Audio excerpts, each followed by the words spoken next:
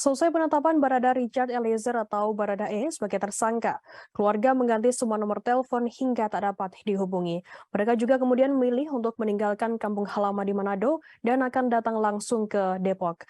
Kuasa hukum Baradae, Deolipa Yumara mengatakan bahwa keluarga kliennya sempat berada di kawasan Depok, Jawa Barat. Namun belum jelas kapan keluarga Baradae ada di Depok. Baradae sendiri yang merupakan mantan ajudan ex-Kadif Propam Polri tersebut dikatakan bakal mendapat pengawalan langsung dari atasannya itu. Adapun keluarga Baradae datang langsung dari Manado. Itu disampaikan Dolipa saat wawancara bersama Wakil Direktur Pemberitaan Tribun Network, Domu Ambarita di kawasan Depok, Jawa Barat pada Selasa 9 Agustus. Namun saat ini Dolipa mengatakan dirinya tidak mengetahui keberadaan keluarga Baradae. Sebab katanya pihak keluarga Baradae tidak dapat dihubungi lantaran ganti nomor handphone.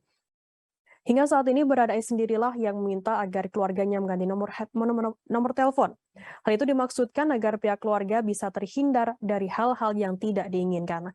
Sebelumnya Baradae resmi ditetapkan sebagai tersangka dalam kasus tewasnya Brigadir Nofriansyah Yosua Huta Barat atau Brigadir J.